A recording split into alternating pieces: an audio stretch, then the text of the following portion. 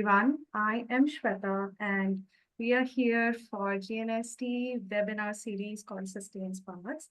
Good morning, good evening, everyone from different parts of the world. And we are thrilled to join today our distinguished guest he holds a degree in philosophy and sustainable studies.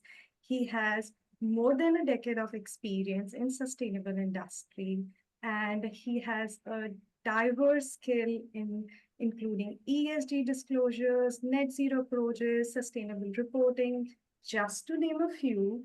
And with his wealth of knowledge and profound insights, Dr. Arora will enlighten us with the sustainable solutions or what sustainable industry is going through and much more. So let's hear from him. Please welcome our first guest, Dr. Himanshu Arora. Thank you so much, Shweta, for your kind words. Hi, Himanshu. How are you doing? How's everything? I know it's late night for you over there, but thank you so much for joining. Yeah. Thank you for inviting. So, Himanshu, let's jump into our discussion because it will be going to be a very short discussion, and we just want to provide insight to our audience. And let's jump into our discussion. And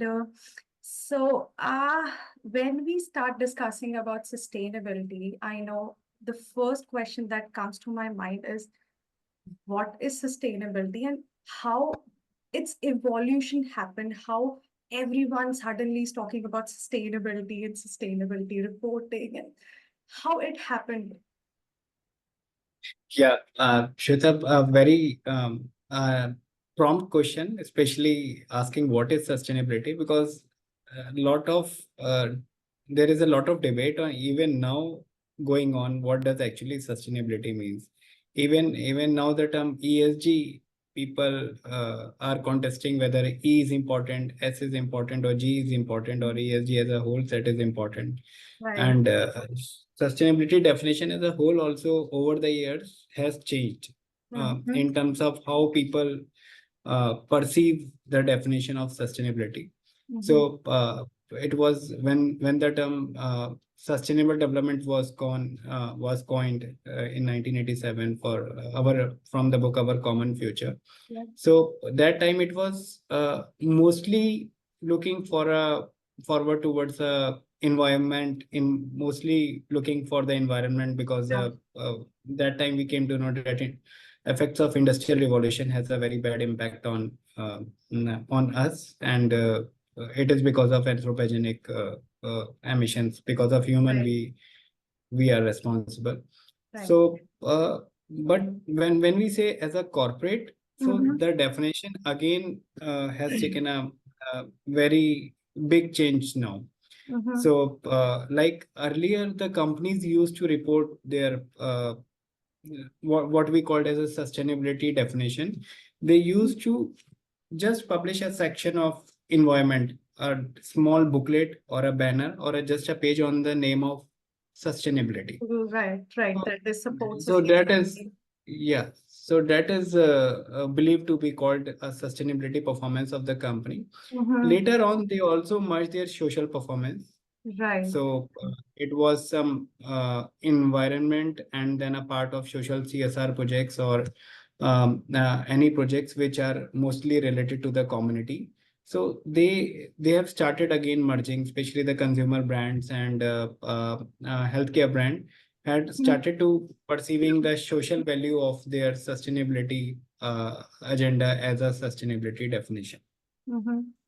But in the year 1997, a very significant development happened. That is GRI, the Global Reporting Initiative, that was coined.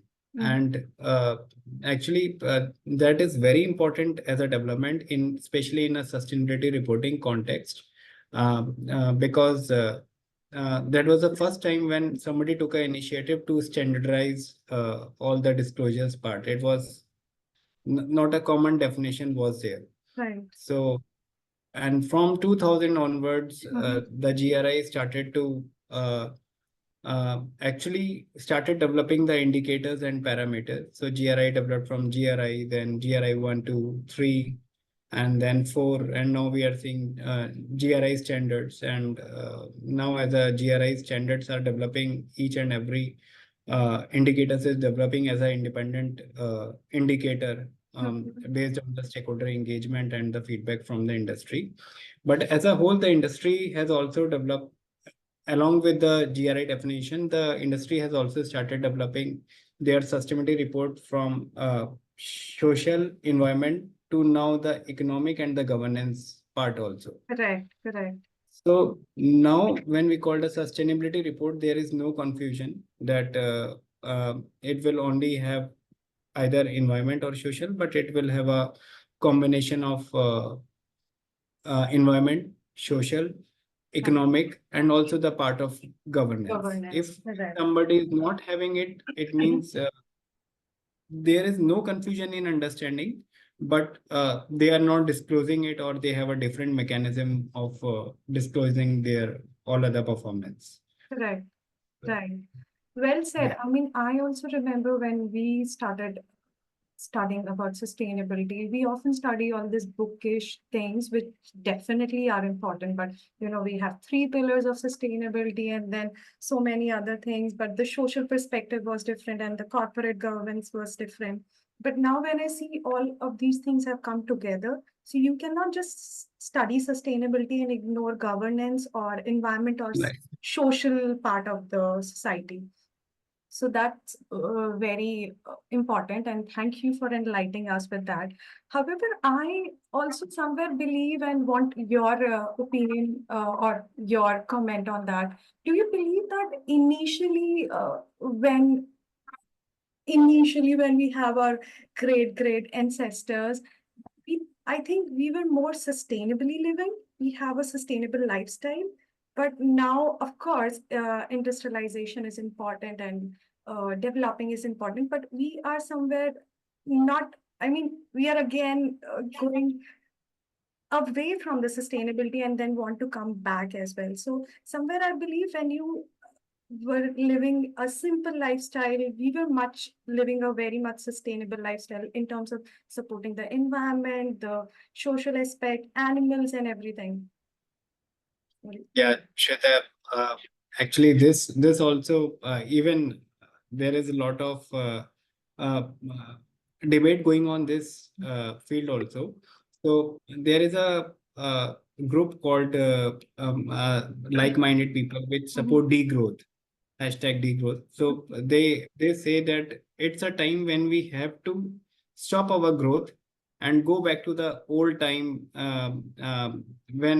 when not so much consumerism and capitalism Was there? is there, which is pushing more products and more services to us, which is probably not needed by more of the people, and they have to stay local and support each other as a community development, as we used to have it before. So yeah, that is an important perspective, I think, so which is what many people are supporting. But yes, when we talk about sustainability, we always miss out the first thing, whether we need it or not. The Mhm. anything which we are buying from the market or anything which we are using it. So if we stop ourselves at this stage, Mhm. so all other sustainability indicators like use of water, use of waste, use of emission will be negligible if we question ourselves whether we need that product or service for us or not. So questioning ourselves and limiting ourselves to our basic needs, yes, desires and want what we have studied in organization behaviors are there, Mhm. but sticking to our basic needs and understanding that each and every impact has a negative impact on environment or social. It may have when we increase our demand. So I think so that decision has to be conscious, keeping in mind that whatever we are consuming has a great impact on society and environment. So this is Definitely. the time we have to take a call. Definitely. I completely agree with you. that awareness is very much required, and definitely balancing the development of the country and with the how much we need. So I want to also ask you about, a lot of sustainable reporting is going on these days, especially with the financial year ending in India. So what it is it? Is it something any organization do, even a small organization? And I see there are lots of sustainability reporting types. We have BRSR, we have then ESG reporting has also come into these days. And you name it, we have so many reporting going on. And also country wise, we have different reporting guidelines. So, what it is in a crisp, if I ask you, with GNST coming up with a training, also BRSR training, and I know you are one of the speakers. So, what is in crux sustainability reporting, and why is it suddenly gaining so much importance, so much audience?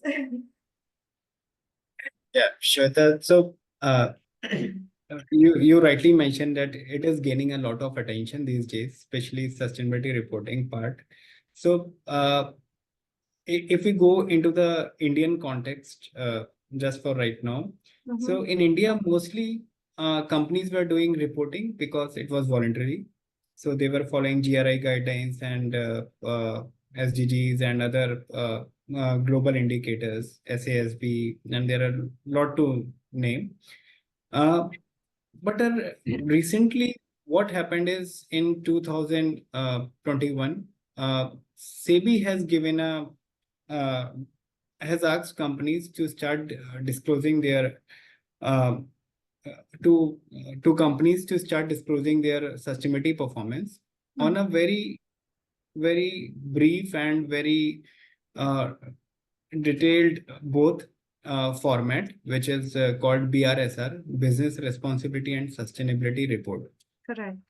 And it is now, as on date, is applicable to top 1,000 companies. In India, right? So by market capitalization. Now, top if we say about top 1,000 companies, so many of the companies were reporting voluntarily among the top 1,000 beforehand, and many of the companies were reporting but not continuously or on a very casual approach, probably just to have a presence available in sustainability reporting domain, and few of the companies were not reporting at all. Now, these 1,000 companies have a lot of pressure because they have to meet the regulatory demand. Earlier, it was voluntarily, so it was mostly market driven. Uh, uh, Either peer pressure or some pressure from foreign countries where it is more developed, and their vendors are asking their suppliers to present their sustainability disclosures in a more organized way, so that these type of pressures were available. Now, when it comes to regulatory, they have to abide by it. And top 1,000 companies are now trying their best so that they can meet the regulatory demand and publish BRSR on time. And one of the toughest thing with BRSR is that it has to be published along with the annual report. Right, right. What type of maturity needed for the company to disclose environment information in such a short span after 31st March to July or August, uh, uh, and organize all these data in a very definitive way, start collecting and everything. So it's a very mammoth exercise. And honestly, companies are prepared, but manpower is not. So there is a will from the companies to publish, but there is no trained manpower on sustainability reporting. There is a lot of shortage. The understanding on the reporting part is also wanted in the industry, because everybody has a different section. Like somebody is expert in water and waste because of their working environment. But as a sustainability reporting and how to use sustainability reporting as a strategy, not just as a report, is also desirable in the market. So when we say reporting, it's we see just as a reporting to meet the compliance, but actually it is a tool to use sustainability as an opportunity and take your company forward. So that understanding is also required. So probably when we'll have a discussion in our BRSR training, so we'll also go through these points at how uh, a regulatory requirement can also be made through by taking it as a opportunity. And globally, yes, there is already a development called EU Corporate Sustainability Reporting Mm-hmm. Directive, EU CSRD in already in Europe. It is happening. And ISSB, that is International Sustainability Standard Board, is coming with IFRS guidelines S1 and S2. So probably our financial system in which we publish our annual report will also contain the sustainability elements. Mm-hmm. So it would be totally integrated sustainability report or sustainability guidelines for VC. So these are the important development happening, and it is going to change at a very fast pace. And one more major development which has happened last year, and it has changed the total outlook of the companies how to report is. Mm-hmm. SEBI has asked that top 100 from this year 2023-24, Mm-hmm.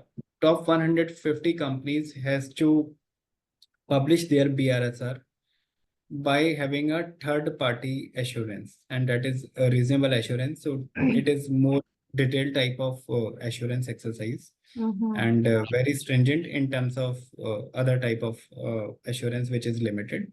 So top 150 companies are now having a, I don't know, tough time, or they must be having very difficult time, because like finance people have a closing Mm-hmm. time and they used to run so that they make annual report.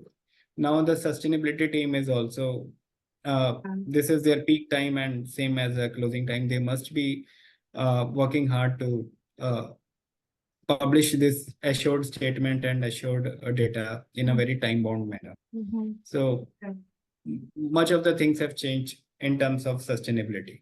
Definitely. I mean, when we talk about sustainability reporting, you rightly said that these industry must be having a tough time when compliance with the deadlines and everything. Also, just to understand, when you said sustainability reporting, third party should do it. Who who is the individual who can do sustainability reporting? Does he or she requires financial understanding or the sustainability understanding or both? Just to understand from the career perspective for youth, who can we do certificates for BSR training like we have ours and start doing sustainability reporting, or there is an authorized certification or anything required for the individuals to do that? Yeah, Shweta, a very opt question, especially in the context of that who should actually take care of sustainability reporting. Right. So when we say about sustainability reporting, there is two things. First, sustainability report. Uh, and the person who is looking for the all the data part and collating all the data from the divisions and everything, and giving a very good story for the stakeholders to represent sustainability information in a very balanced way. So that is itself a art, because in annual report when we say we have a very limited scope of creativity, but in sustainability report or in sustainability reporting along other than BRSR, there is a lot of creativity is also involved, and the storytelling that how stakeholders needed to be told. And when we say BRSR, so BRSR is mostly lot of quantitative questions, and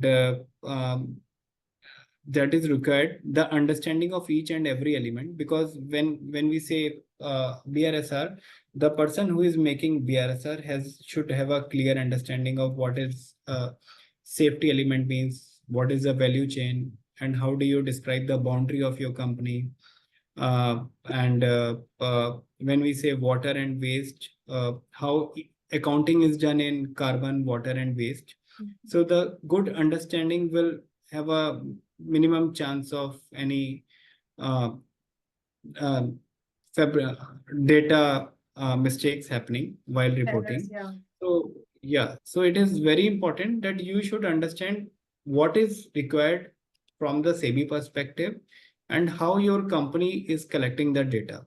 So when the syncing of these two things and understanding of your internal environment within your company Mhm. and external environment which is required by outside the company, and when these you understand that how these two things meet, Right. so I think so that is a skill that he should look for when opting for anything training.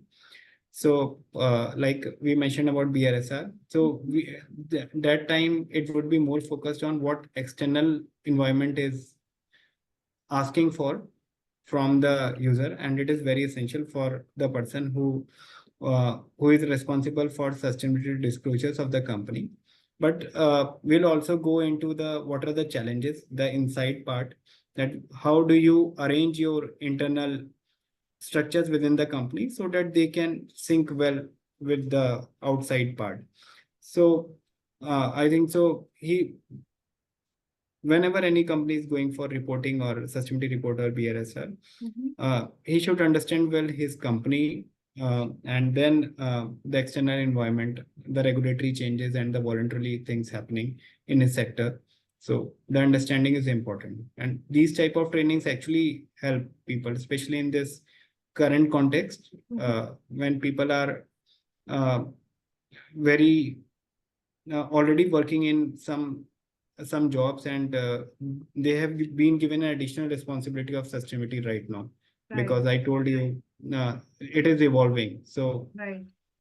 for many companies it must be additional responsibility, and for most of the companies it must be a dedicated department or a different person looking for it.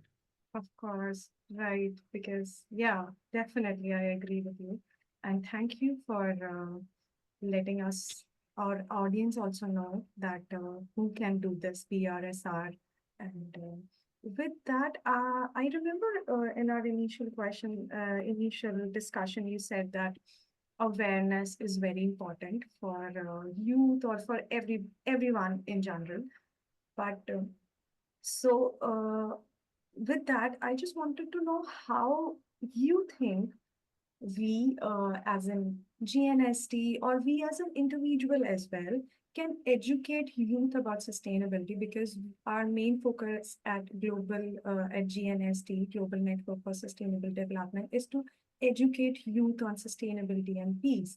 So, how do you think we can do that to affect overall growth of the country? Because considering that youth will be the future of the country, and it's very essential for any country to have knowledgeable youth, or youth who are aware.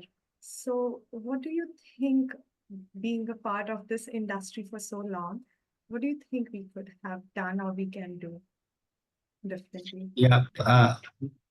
So when we talk about youth, I feel that youth are much more active than us. They are more caring about the environment, and this generation actually uh, have a very good understanding of that environment is actually going in a negative way, and they are taking responsibility in their own way to preserve it. But yes, as a words of wisdom, I can say accountability is important. Whatever we are taking action, whether it's fashion. So when we go for fashion, we should take sustainable fashion in a way, whether reuse, if you can reuse things, whether old clothes can be make it in a new way, which is happening most in the European countries. It is coming as a fashion now.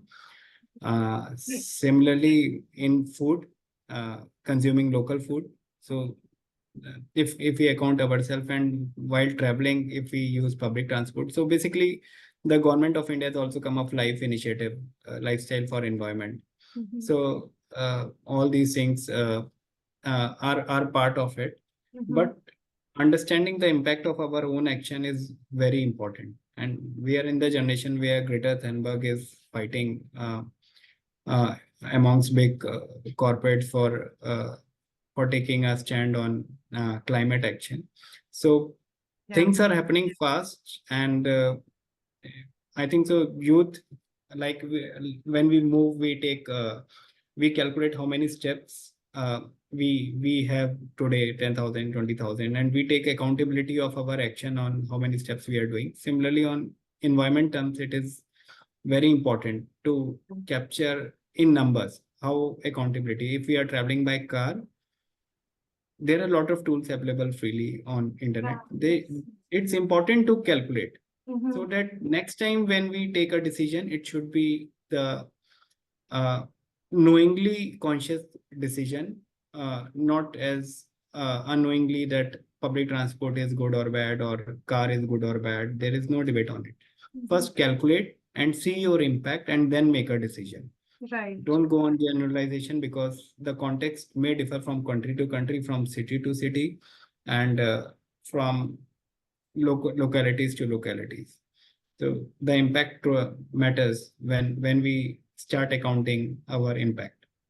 Definitely, I cannot agree more. I mean, monitoring your carbon footprint is very, very essential. And I see some of the students, I mean, school students, they are very much aware. When I Yes. remember, I was not even aware of what is carbon footprinting, but this generation is very aware, which is very good. Now I see Very. students are, children are, I mean, teaching their parents to be, to minimize their waste and things like that, which is very such a nice initiative that schools and companies have started taking.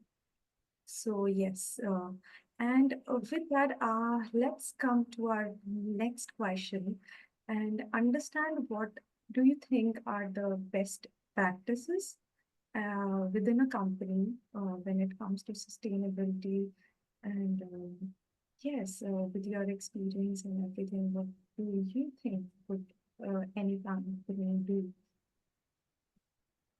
Yeah, Shweta. So there are many answer of this when we say best practices. I think so. The most important is when, like there is a phrase also. First, put your house in order before correcting the world. Mm-hmm. So I think so. In sustainability reporting also, or in sustainability also, it's very important for the people who are responsible for disclosures. Mm-hmm. Start putting their system in place, the standardization of data, use of technology as much as possible, uh, and setting up the accountability of the people who are responsible for the data, and creating awareness within their companies Right. before opting for like we want to be before opting for a vision or aim called we want to be number one in sustainability or something.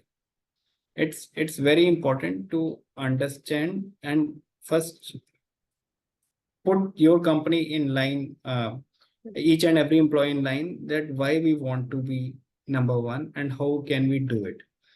uh, um, as a part of my research during doctorate, I have seen many examples where uh, the vision is clear and people leaders are aspiring for sustainability, and they are doing their best, the best technology they have and everything, and it has failed because their own system or their own employees were not taken as the important stakeholders Mm-hmm. uh, while while setting up their ambitions in sustainability. So I think so. It's very important to understand your employees first, your data systems, and go in depth and understand that how each and every indicators is collected. Data analyst should be there, how it is being impacted by your decisions, Mm-hmm. and then make a conscious decision having a important discussion with stakeholders. What is their problem? Do they have sufficient bandwidth for your additional responsibility you are giving to them as a sustainability? Because when we say sustainability, the disclosures we start asking mostly for them, most of them it comes as a additional requirement which they are already being doing for other ways. So important perspective to consider internal stakeholders. And for external thing, it is very important to collaborate, because when we say carbon emission and water and waste, these type of initiatives, so it's important to collaborate with external parties who have a same vision and to achieve your, like some companies having a net zero target or some companies have a decarbonization target. So it's very important to collaborate with outside agencies which are also fighting in the same domain. There is a lot of groups, EV 100, RE 100, so renewable energy 100, which are helping companies collaboration in going 100% renewable energy, and for to electric mobility 100. And for decarbonization, there is a lot of group on energy transition. So if you are a part of a big group, so the best practices follows very rapidly as compared to uh, working in silos. And this is a common objective, not saving the earth is a common objective. So yes, so collaboration is much Very important, essential. Yeah. very essential. Well said. Well And said. yes, and especially group like GNSG, they also have a very important role when we say about educating and creating awareness, and also handholding many companies to start their sustainability journey, which have not started, and also giving the right direction that how to move forward. Right. Right. Well, thank you. I mean, for enlightening us, Himanshu. That was very interesting to understand how essential basics about sustainability we sometimes miss, and we just jump into reporting, we just jump into the discussion without knowing the basic what is required and how companies should work, what are the best practices. So with that, I want to thank you. Also, I want to announce that we at GNST are hosting a special training called Business Reporting Training, that is business responsibility and sustainability reporting, which is specially tailored for professionals and youth.